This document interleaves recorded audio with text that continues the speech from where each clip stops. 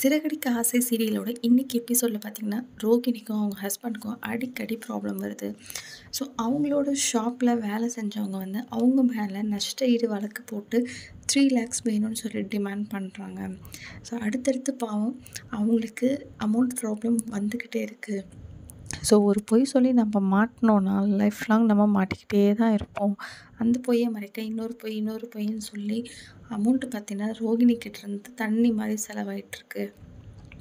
So இந்த case வந்து மேற்கொண்டு கோர்ட்டுக்கு போகக்கூடாது அப்படின்னா அவங்களுக்கு அமௌண்ட் கொடுத்து செட்டில் பண்ணுறாரு ரோகிணியோட ஹஸ்பண்ட்.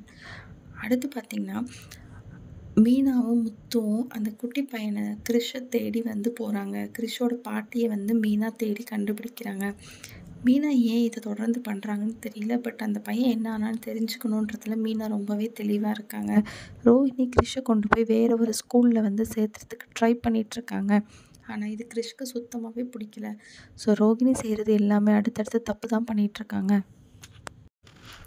ஸ்ருதி வந்து புதுசாக ரெஸ்டாரண்ட் கட்டி ஸ்டார்ட் பண்ண போகிறாங்க. அந்த இன்விடேஷனை வந்து ரவியோட ஹோட்டலுக்கு கொண்டு போய் கொடுக்குறாங்க. பட் ரவிக்கு இதில் சுத்தமாக விருப்பமே இல்லை. எக்ஸ்பீரியன்ஸ் இல்லாமல் இவ எப்படி பண்ண போகிறான்னு தெரியலன்னு சொல்லி கவலைப்பட